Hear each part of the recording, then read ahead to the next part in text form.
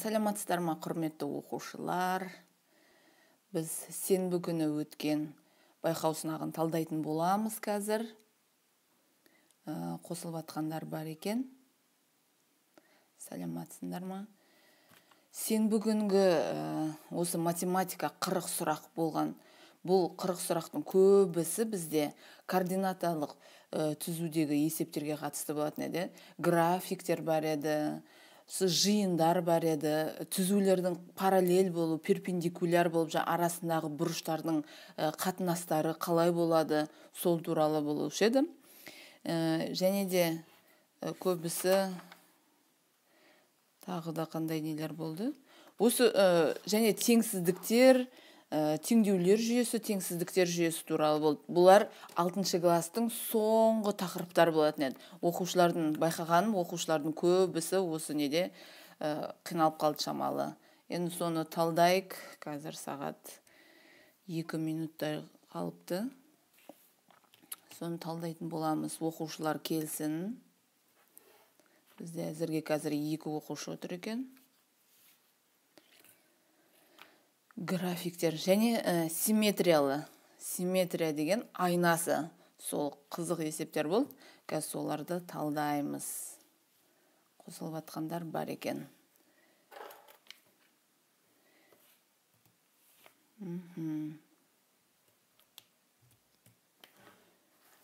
Так. Бізде тағы да қандай қызық есептер болды солардың ішінде. Жаңа дөңгелек диаграммаға қатысты. Соңғы өтіп атқан тақырыптары оқушылардың.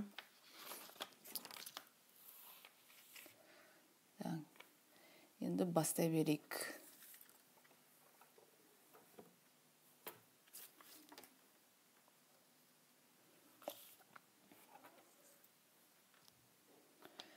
Міне біздің бірінші есебіміз бұлай еді.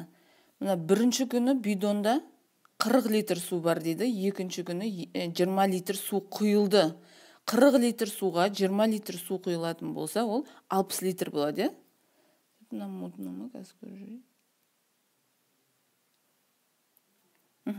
Енді графиктен іздейік сондайында. Бірінші күні 40 литр, мынақта екінші күні 80 литр дейді. Бұл болмайды, бізде 60 литр болу керек. Мына жерде 60 литр деген бар, бірақ бұл үшінші күнге кептір. Бізге екінші күні 60 литр болу керек.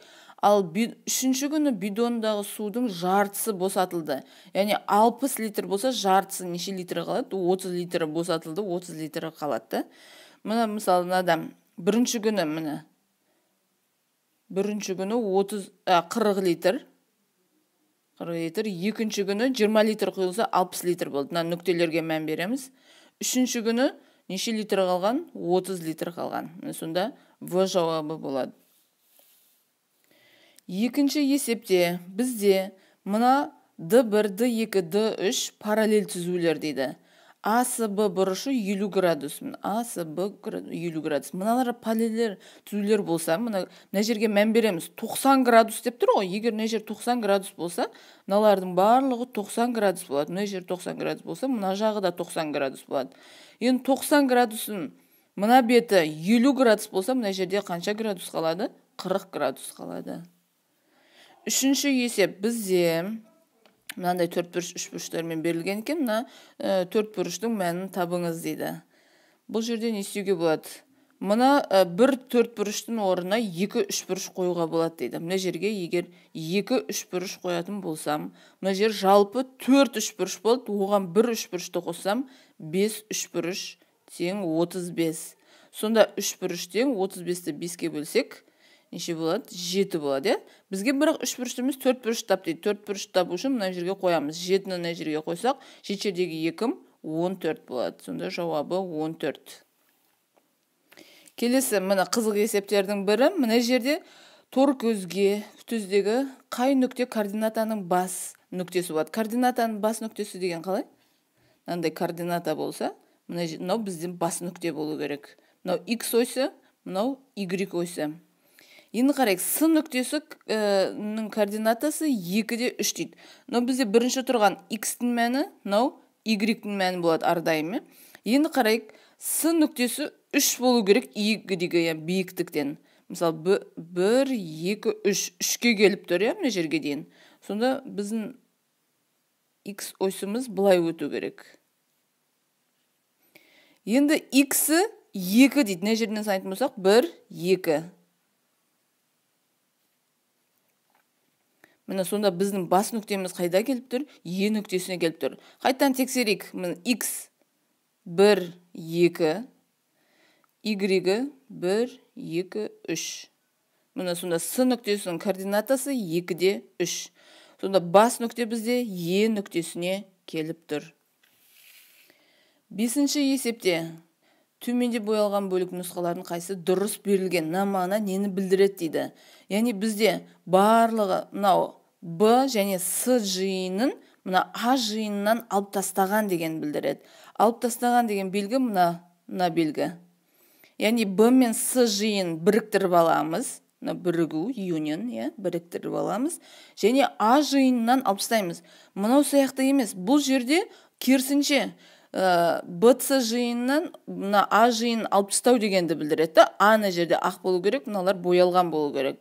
Бізде А жиыны қалады, Б мен С жиынның бірігуін алып тастауымыз керек. Мына алып тастаған кезде А жиыны қалып тұр.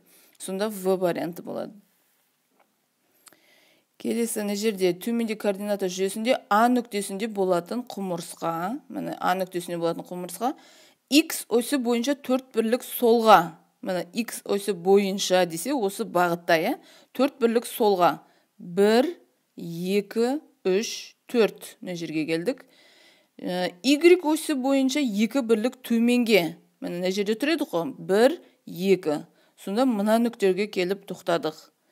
Олай болса құмырсқаның координатасын табыңыз дейді. Мынаның координатасы неше? X-і -1, Y-де -1. -1-де -1. 7-ші есеп. Осы жерде де көп оқушылар қателесіпті.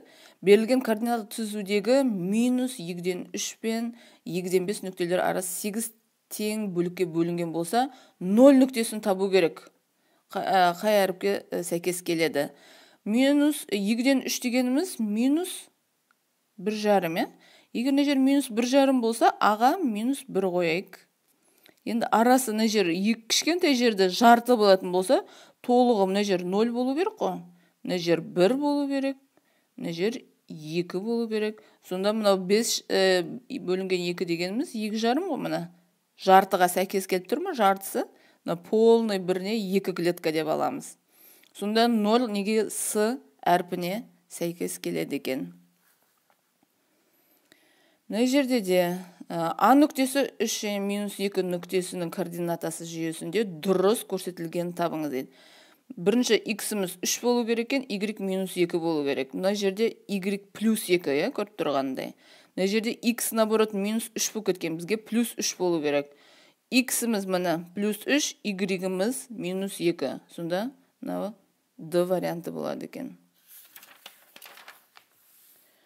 9-шы есеп. Осы есепте де оқушылар санаудан қателесіп кетті ма, соны бірге санайықшы. Бұл тік параллелепипедтің ішіне неше куб орналастыруға болады дейді, мынаның ішіне барлығы. Ол үшін біз көлемін табуымыз ғой. Көлем дегеніміз ABC ұзындығын енін биіктігін көбейтуіміз керек. Енді санайық мына жерде 1, 2, 3, 4, 5. 5 кубик салуға болады екен биіктігіне. Еніне 1, 2, 3. 3. Ал мына ұзындығына, мына жаңа тастап кеткен 1, 2, 3, 4, 5, 6, 7. Мына жерде неше? 15. 15-ті 7-ге көбейтсек 105 болады. Барлығы 105 кубик орналастыруға болады. Енді 10-шы есепті де көп оқушылар онша түсінбепті. Мына жерде А нүктесінің координатасы, мына қараңыздар. Мынау тұрған, үтірге дейін тұрған X-тің мәні. Мынау Y-тің мәні. Мына осы нүкте, А нүктесі Y осының бойында жатса дейді. Мына бұлай қарайық. Мынау X осы, мынау Y осы. Енді нүкте кез келген мына жерде жатыр. Мына жерде, мына. Мына жерде нүкте, мына А нүктесіне жер болсын, или мына жер болсын, бәрібір. Осы нүкте Y осінде жататын болса, x кем x пен жанаса ма? X пен вообще жанаспайды. X бұл жерде нешеге тең болады?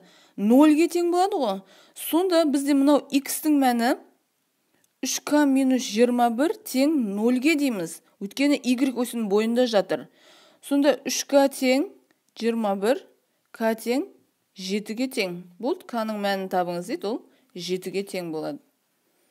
Мына жерде де мән беріп шығарсам, мына есепті оңай есеп. Қарайық, AB-ның ұзындығы 2x плюс 3. Мына AB дегеніміз мына жердің барлығы. 2x плюс 3. Ал AE 2x дейді. Мына жері 2x. Барлығы 2x плюс 3 еді, мына. Енді бізге мына бөліктің ауданын тап, периметрін тап дейтін болса, бізге мына бір жер керек қой. EB ұзындығы керек қой. EB ұзындығы бізде неше? 3. Бұл жерде боялған бөліктің периметрін табыңыз дейді. Енді не жер 3. Енді бізге BC деген бар ма? Бізде жоқ. AD бар екен. AD-ның ұзындығы 3y плюс 2. Ал GD не жері 3y. Сонда қалып тұрған бір жері 2 сантиметр міне 2. Сонда мына жерде бұның жауабы аудан емес, не жерде периметрін сұрап тұрған екен ғой.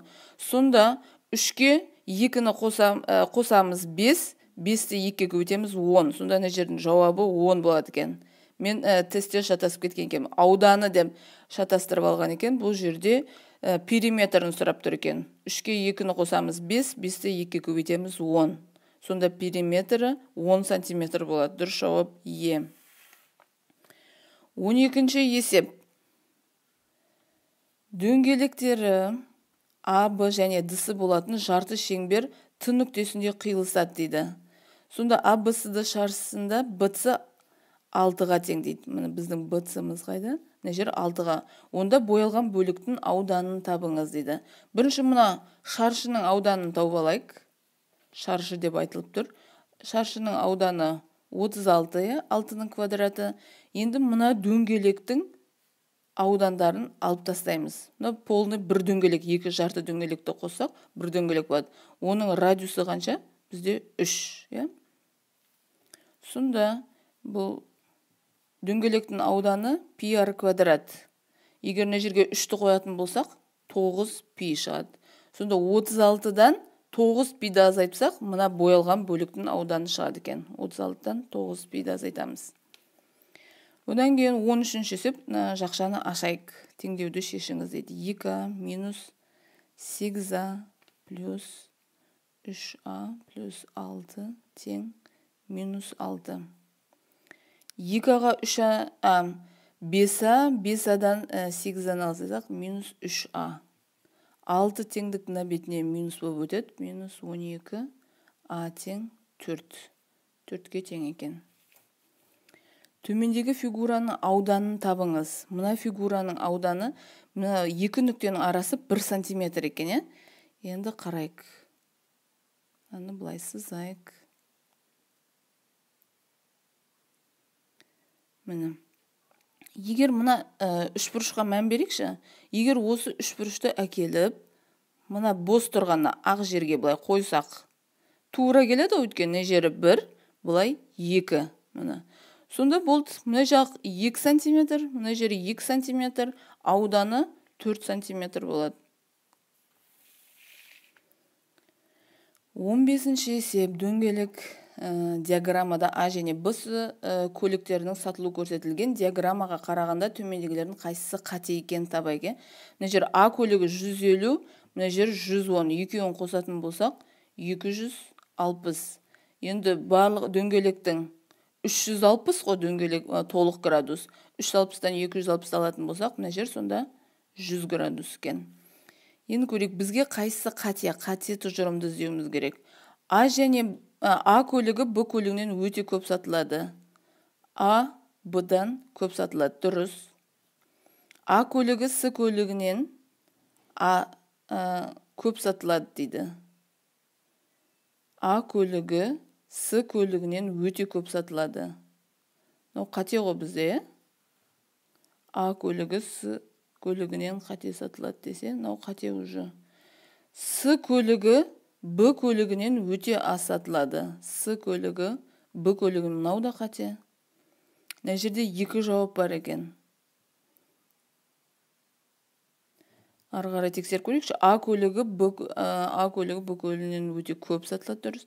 Так, Б және С сатылған көліктерінің қосындысы А көлігінен өте көп.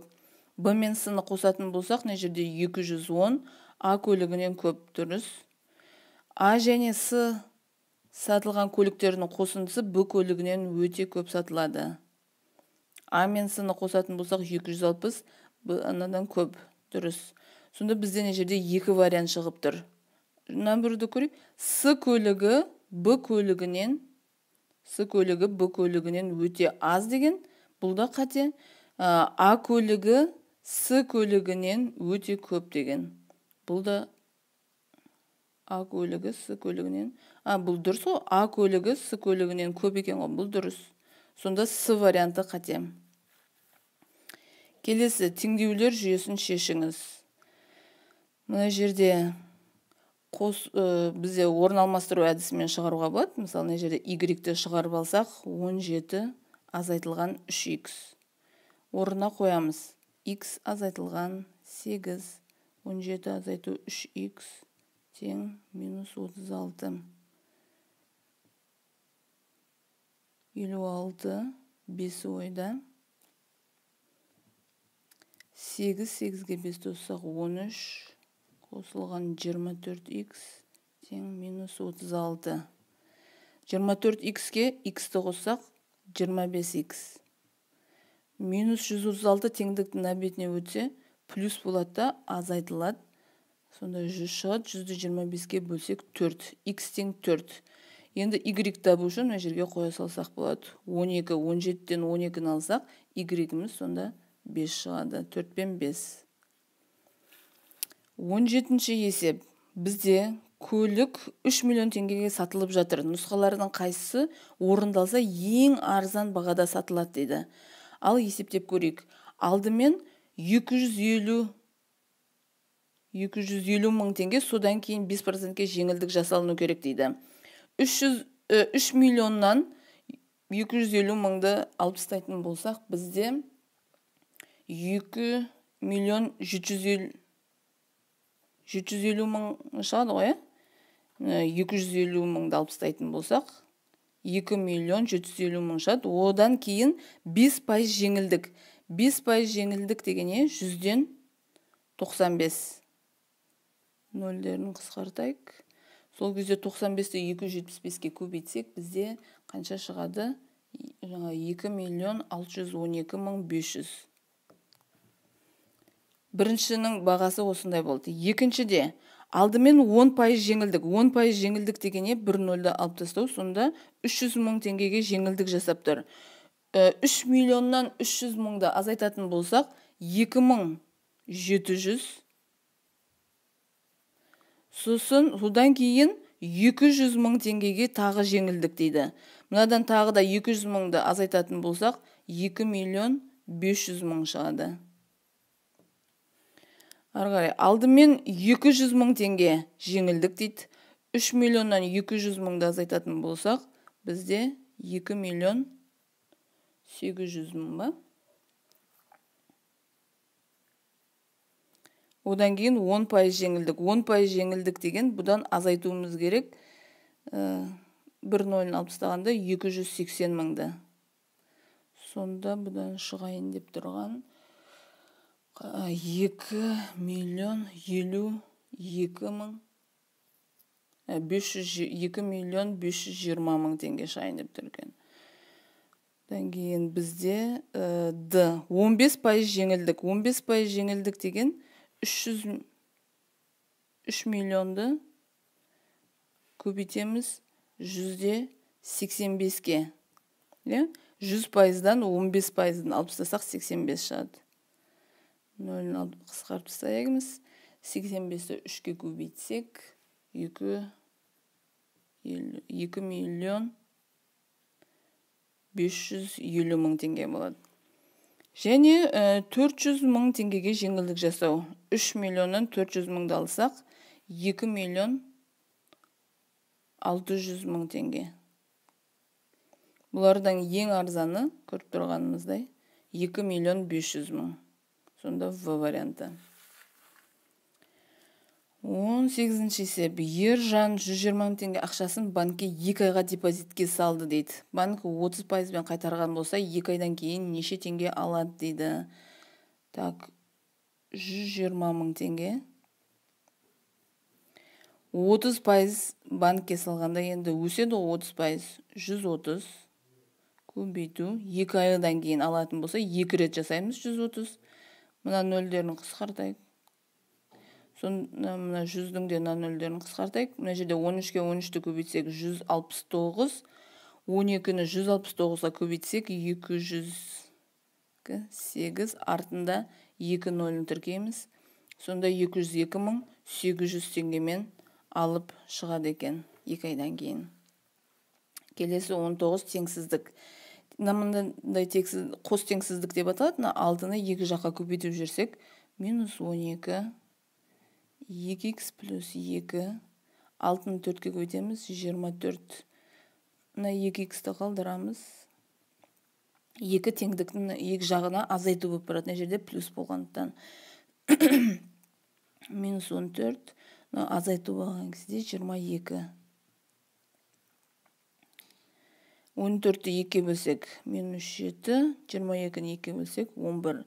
Сонда 2 жағы да мынандай тік жақша болады. -7 мен 11. Келесі, мына теңсіздіктер жүйесінің бүтін шешімдерінің қосындысын табыңыз дейді. Біріншіні теңсіздікті есептеп көрейік. 3х -24 теңдік мына бетіне бөлсе, плюс 24 болады. 24-ке 6-ны қоссақ 30. 30-ды 3-ке бөлсек 10. Сонда x 10-нан кіші сандар. Мына жерде 5х, 30-дан 5-ті азайтсақ 25. x 5-тен үлкен сандар, 25-ті 5-ке бөлгенде 5. Енді 5-тен үлкен сандары қандай? 6, 7, 8, 9, 10-ның өзі кіреді тең болып тұрғасын. Мына жерде 5-ті алған жоқпыз, өткен теңдік жоқ. Бұл сыналарды қосып шығатын болса, мына жерде 15, 25, 25-ке мына жерде тағы да 15-ті қосатын болсақ, 40. Жауабы сонда 40-қа тең. Так, қазір енді 21-ші есептен бастап арқарай жалғастырайық. 21-ші есеп. Бізде АБ, АТ, ТБ диаметрлер дейді. Диаметрлер екен. Жарты шеңберлер бір-бірімен жанасқан. Жарты шеңберлер. Олай болса, боялған бөліктің жерде де периметрін табыңыз дейді. Периметр дегеніміз не? Жан-жағындағы сыртқы бөліктерін өлшеу, ұзындықтарын. Енді мына ұзындықтарын өлшеу үшін бізге шеңбердің ұзындығының формуласы керек. 2πr. Мына жерге, мысалы, кішкентай шеңбердің несін алайық, бұл жерде 3 сантиметр. Бізге ТБ диаметр деп тұр, мұнан диаметр алды. Сонда 3 сантиметр радиус. Сонда мына жерге қоятын болсақ, бізде не болды? 6π болды. Кішкентай шеңбердің ұзындығы 6π. Яғни 6π деп тұрғанымыз мына 2 жері. Екеуі бірдей ғой, бөліп тұрған жоқ біз 2-ге, мына жер 6π. Енді үлкен дөңгелектің де ұзындығын, жарты ұзындығын табатын болсақ, так, онаған салайық, 12π болады, 6-ны жерге қоятын болсақ, 12π, 10-ны істеуіміз керек, тағы да 2-ге бөлуіміз керек. Сонда 6π, өткен жарты дөңгелек қой. Енді 6π-ге 6π-ді қосатын болсақ, барлығы периметрі 12π-ге тең. Мына жерде D түзуіне қарағанда симметриясын табыңыз дейді. Мынау бізде D түзуі, енді симметриясын тап дегенде, мынаны айна сияқты дәл осылай қылып, мына жаққа аударуымыз керек. Немесе мына қағазды былай 40-қа бүктеп, былай аударсақ, егер мына жер печать болып жабыс қалатын болса, қай жерге түседі бізге? Мынау дәл осылай болып тұрса, ол мына жеріне келеді. Мына бір бұрышы мына жерге түседі. Сөйтіп былай төменге қарап түседі. Солай ма? Симметриясы. Сондай варианттарды іздейтін болсақ, мынау келмейді, дәл осының үстіне келмейді. Сәйкес келетін тек қана мынау. Мынау да келмейді. Мынау да келмейді. Өйткені мынау төменге қарай түсіп кеткен. Оның дәл соның тұсында тұру керек бұл. Сонда мына В варианты болады. Мына жерде мына фигураның периметрін табыңыз дейді. Яғни сыртқы қабырғаларының ғана қосындысы. Мыналар бізде шаршы дейді. Егер мына жер 8 сантиметр болса, мына жерде 8 сантиметр. Мына жер 3 сантиметр болса, мынауда 3, мына жер 5, 5. Бізде енді белгісіз болып тұрған мына бір кішкентай жер. Мына жер мен мына жер. Оны қалай анықтаймыз? Егер полный бізде мына жер неше сантиметр болады? Мына шаршының мына жері 8. 8-ге 3-ті қоссақ 11 ғой. Барлығы 11 сантиметр екен мынаның толық. Енді 11-ден мына жер бос жер 5, 11-ден 5 алсақ, бізге керек жер мына екеуінің қосындысы, сонда 6 сантиметр болады. Енді бұл осыларды қосып шығамыз. 5 жердегі 3-ім 15, 8 жердегі 2-ім 16, 15, 16, және мына жердегі 3 жердегі 3-ім 3-ке 3-ті қосқанда 6, 6-ға 6-ны қосатын болсақ, мына жерде 12. Сонда мына жер 11, 13, 3-тісі 1 ойда 43 болды ма? Дұрыс есептемедім ба? 10, 15, 8, бізде мына бір жер қалып қойған екен ғой. Мына жерді анықтауымыз керек. Бұл жер неше? Барлығы бізде мына жер 8, мына жер 3 сантиметр болса, мына жерде бізде 5 сантиметр мына жер қалып қойды. Сонда 43-ке 5-ті қосатын болсақ, 48 сантиметр фигураның периметрі. Енді бізде төмендегі график бір мектепте 7 жыл бойы тіркелген оқушылар саны берілген. Олай болса төменгі қайсысы дұрыс? Бұл жерде дұрысын табуымыз керек. Мына жерде, мысалы, А вариантынан бастайтын болсақ, 2-ші, 4-ші және 5-ші жылдар тіркелген оқушылар саны 2-ші жылы 600 екен, 4-шіде 500 екен, яғни 1100 болды, және 5-ші жылы 300, 1100-ге 300-ді қосатын болсақ, 1400. Оқушылар, тіркелген оқушылар саны барлық тіркелген оқушылардың 50%-ын құрайды дейді. Барлығының 50%, яғни жартысы болу керек. Енді есептеп көрейік. Барлығы 200 бірінші жылы, 200-ге 600-ді қоссақ 800, 800-ге 400-ді қоссақ 1200, 1200-ге 500, 1700, 1700-ге 300-ді қоссақ 2000,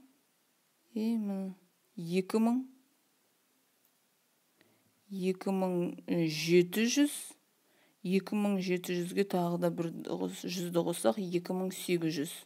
Міне 2800-дің жартысы болады екен. Сонда А варианты дұрыс екен бірден. 25-ші есеп. Төмендегі трибуна адамдарға толы, трибуна 5 тең бөлікке бөлінген міне. Және матчты көруге 12.000 билет сатылған екен жердің барлығына. Онда трибунаның сары бөлігінде неше адам матчты көріп отыр? Яғни 12.000 билет сатылған болса, 12.000 адамға 5 тең бөлікке бөлінген, соның 4-еуін сұрап тұр сары бөлікті. Есептейміз. Егер 120-ны 5-ке бөлетін болсақ, так, 2-ден, 4-тен, сонда не жерде 2400 көбейтетін болсақ, 6 бір ойда 8, 9, 9600 адам көріп отыр екен. Келесі бізде міне түзулерге қатысты есептердің бірі. Бізде міне BAF тең бұрыштар дейді, бір денемен белгілеп қойған екен. Және ABC бұрышы 110 градус, BCD альфа бұрышы деп жазып қойған. Осында альфа бұрышының градустық мәнін табыңыз дейді. Және AFDE параллель деп қойған міне. AF пен DE-ні параллель дейді. Енді мән берейік параллельдерге. Көріп тұрғанымыздай, екі параллельдің жерде тұрған мына бұрыштар бізде сәйкес бұрыштар деп аталады. Екеуі де бірдей жерде орналасқан параллельдің астында, екеуі де тең. Енді бізде мынаны былай созайық. Сонда егер мына жер 110 градус болатын болса, бізде мына беті де 110 градус болады. Мына екеуі де. Мынауда 110 болса, мына жерде 110 болады. Егер мына жер жазыңқы бұрыш 180 градус, мына беті 110 болса, мына жақта бізде қалды 70 градус, 110-ға 70-ті қосса 180 болады, сонда Д жауабы болады. 27-ші есеп. Бұл жерде де дәл сондай нені пайдаланамыз. Мына басқыштар, тағда не айтқан? Бұл басқыштар параллель деген.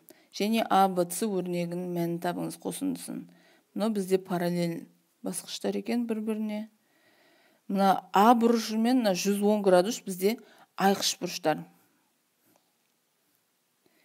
Яғни, мына екеуін айқыш бұрыштар дейді, былай айқасып тұрған. Сыртынмен де егер бұл ішкі айқыш бұрыштар, ал сыртынмен де айқасатын болса, сыртқы айқыш бұрыштар деп аталады. Сонда олар тең болады бізде. Мына жер 110 болса, мынауда бізде 110. Мына көріп тұрғандай, мына Б мен А да бізде айқыш бұрыштар, сонда бұл Б да 110 градус болады. Одан кейін мына жерде 110 градус болады. Мына жер егер жазыңқы бұрыш 180 градус болатын болса, мына жер 110, С сонда бізде 70 градус болады. Енді бізге А 110, Б 110, екеуін қосамыз 220. 220-ға 70-ті қосамыз 290 градус болады екен. Келесі бізде АБС шаршысы берілген. Шаршы екен, олай болса Б және С нүктелердің координаты төмендегілердің қайсысы? Б мен С қанша? Бізде шаршы деп тұр, Бірінші қарайық, мұнаның ұзындығы қанша? 5, А тұрған Д 3. Сонда 5-тен 3 азайтатын болсақ, мына жер 2 сантиметр болу керек аралық. Шаршы болса, қабырғалар бірдей, мына жерде 2 сантиметр болу керек. 2 болу керек сантиметр мане. Мына жер 2 болса, мына жер сонда 4 деген сөз ғой. Арасы 2 сантиметр болу үшін. Енді болды, Б-ның координатасы 4, X, Y 5. С-нікі 4-те 3. Мұндай бәреді, мұна 4-те 5, 4-те 3.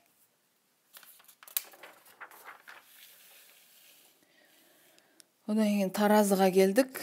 Таразының оң жағына бір мынандай дөңгелек тасын қояйық дейді. Мына жерге бір мынандай дөңгелек тасты қойды дейді. Таразы сол кезде тепе-тең болды дейді. Сонда нұсқалардың қайсысы дұрыс? Сонда мында 3 дөңгелегіміз, 1, 2, 3, 4, 5, 6, 7, 8, 9, онда 4 бұрышқа тең болып тұр. 3 дөңгелек 9 4 бұрышқа тең болатын болса, сонда бір дөңгелегіміз 9-ды 3-ке бөлсек, 3 4 бұрышқа тең ғой. Болды, сонда мұны В вариантына сәйкес келеді. Келесі, тор көз бетінде координаталық жүйе сызығында К минус 2-де 1 дейді. Мынаның координатасы К минус 2-де 1. Олай болса, L нүктесінің координатасын табыңыз дейді. Көріп тұрғанымызда X минус 2. Яғни координата басы мына жаққа қарай өту керек, мына жерден өту керек.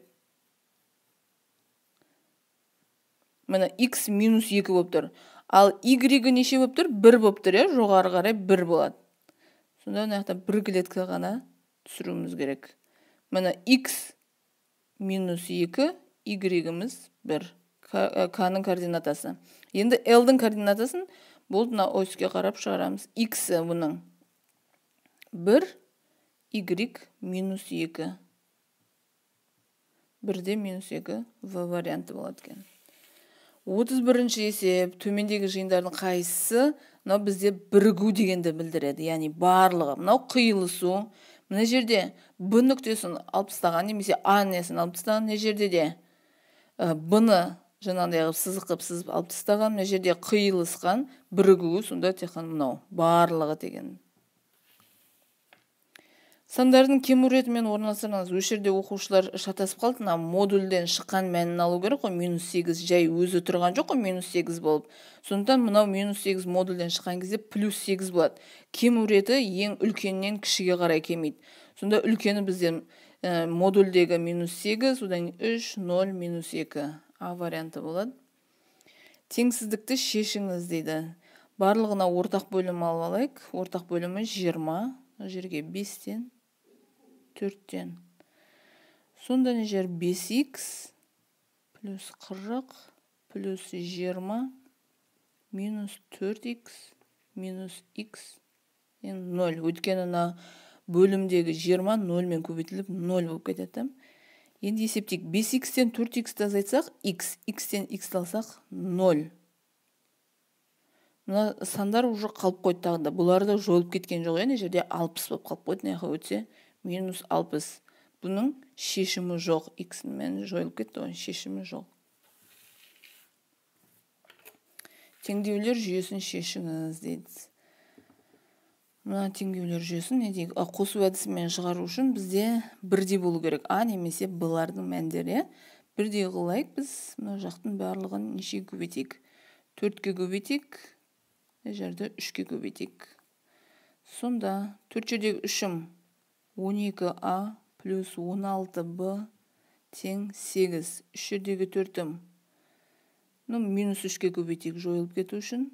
Минус 12А плюс 9b минус 33. Дұрыс көбейттік қоя. Минус 12 плюс 9 минус 33. Сонда 12 мен минус 12 қысқарып кетеді жойылып. Екеуін қосатын болсақ 25b. Мына жерде азайтылады. 25 шығады. Минус 33-тен бұны азайтсақ b тең. Сонда минус 1-ге тең болып тұр. Енді аны табу үшін кез келген орнына қоя салайық. Мысалы, жерге 3а минус 1 мен 4 көбейтсек, минус 4 тең 2. Сонда 3а тең минус 4-не өтеді 6 болады. А тең 2. Сонда а бірінші 2, одан кейін минус 1 деген жауап бар екен. Теңсіздіктер жүйесін шешіңіз дейді. Бұл жерде де жақшаны бірінші ашайық. 4х минус 8 плюс 36, 6х, 18, минус 48. Жерде 4х, 36-дан 8 азайтатын болсақ, бізде 28, плюс 28, теңдіктің бетіне өтеді, теңсіздіктің минус 28 қалады. Жерде 6х-ның өзін қалдырайық. Екеуін азайтатын болсақ 30, минус 30 теңсіздіктің бетіне өтеді, плюс 30 болады. Сонда х үлкен минус 28 7-ге бөлсек минус 7, х кіші 36-ға бөлсек 5-тен. Сонда жақшамыз не жер? Жай жақша, минус 7-ден яқта тік жақша, минус 7-ден 5-ге дейін аралықта. Енді төменде берілген D түзуінің теңдеуін табыңыз дейді. Түзудің теңдеуінің формуласы y тең kx плюс l. Бізге енді нүктелер керек. Нүктелердің координаталары керек. Мұны мысалы А нүктесі деп алайық. Мына жерде x бізде бұның 4, y 0. Бұл жерде b нүктесі болсын. X бұл жерде 0, y минус 3. Енді мына жерге орнына қоямыз. Бірінші x-іміздің 0 болған жағдайын алуымыз керек. Бірінші b нүктесін алайық. B нүктесі y бізде минус 3. Мұны орнына қойып атырық. X бізде 0. 0 мен k-ны көбейтіп жүрген кезде не жер 0 болады. L-дің өзі қалады. Не үшін x 0-ді алдық? Себебі L-ді анықтауымыз үшін. L бізде минус 3-ке тең болды. Енді екінші A нүктесін алайық. Бұл жерде y 0. Мұна теңдеуге қойып жатырмыз. X бізде 4. Сонда тең 4k. L-дің орнына мұна жерде минус 3-ті қоя салсақ болады. Сонда 4k тең минус 3 теңдіктің бетіне өтсе 3 болады. K тең 4-тен 3. K тең 4-тен 3. Енді біз функцияның түзудің теңдеуіне қоямыз. Y тең 4-тен 3k. K-ның орнына 4-тен 3-ті қойдық. 4-тен 3x. L-іміз бізде минус 3. болды. Осыны енді бізде y қылып берілмеген, мына жерге қарайтын болсақ, не істейміз? 4-ті барлығына көбейтіп жібереміз. 4y тең 3x, 4 ортақ бөлім беріп, яғни 12. Мыналардың барлығын мына бетке өткізу керек екен, иә? Сонда мына жерге 0-ды қалдырайық. 3x, y мына бетке өткен кезде минус 4y, минус 12. Мына 3x, минус 4y, минус 12 тең 0. Сонда В жауабы болады екен. Одан кейін амалды орындаңыз дейді. Бірінші жақша орындалады. Мына жерден 16 шығады. Мына жерден бізде 2 шығады. 16-дан 2-ні алатын болсақ, 14. Мына жерден 16, 16-ға 5-ті қосатын болсақ, бізде 21, 21-ден 14-ті алатын болсақ, 7. 38-ші есеп теңдеуді шешіңіз дейді. Мына жерде барлығында n деп тұр, иә? N-ді жақшаның сыртынан шығарайық та, мына n деп. Мыналардың барлығын қосып алайық, неше шығады? Ортақ бөлімдері бұл жерде. Так, 36 бола ма? 36 болады екен, иә? 36 болады. Мына жерге 9-дан, 6-дан, мына жерге 4-тен. Сонда мына жер 27, қосылған 30, қосылған 8 тең 18-нан бұрыс бөлшекке айналдырып алайық. 24, 2-сі ойда 54, 54-ке 11-ді қосатын болсақ 65. Сонда мына жерден бізде неше шықты? n көбейтілген 36-дан мына жер 57, 57-ге 5-ті қоссақ 65 тең 18-ден 65. n тең 18-ден 65 бөлуіміз керек мына бетке. Өткенде ол көбейтуге айналады. 65-тен 36 болады орын алмасып. 65-пен бізде 65 қысқарады. 36-ны 18-ге бөлсек 2 шығады екен. 2 деген жауап бар. Координата жүйесінде төбелері мынандай болатын 3 бұрыш абсцисса осіне қатысты симметриясы сызылған. Так, абсцисса оси деген бізде x оси. Осыған қатысты симметрия сызылған. Бірінші мына жерге сол координатаны сызып алайық. Қай жерде? А нүктесі 2-де 4 дейтін. Мысалы 1, 2, 4 деген 1, 2, 3, 4. А нүктесі мына жерде. Б нүктесі минус 2-де 5 дейді. 1, 2, минус 2, 5 мына жақта жоғарыда екен. Б нүктесі. Так, одан кейін С нүктесі 3-те 6 дейді. Мына жер 3, 6 тағы да жоғары, мынадан да жоғары, мына жерде. Мынандай 3 бұрыш бар дейді. 3 бұрыш бар. Осы мына x осіне симметриясы, яғни мынаны былай x осіне қатысты симметрия жасағанда бұл нүктелердің қайсылары симметриясының симметриясы 3-ші ширекке. Мынау бізде 1-ші ширек, мынау 2-ші ширек, мынау бізде 3-ші ширек, мынау 4-ші ширек. Егер мынаны былай түсіретін болсақ, бізде мына жерде А нүктесі тек қана Б нүктесінің несі мына жерге келеді. Сонда тек қана Б нүктесі болады. 3-ші ширекте жататын.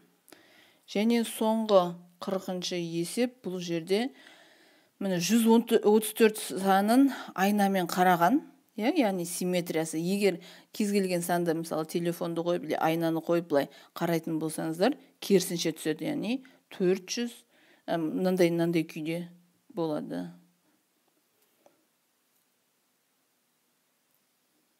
Сонымен біздің байқау сынағымыз аяқталды, талқылап бітірдік.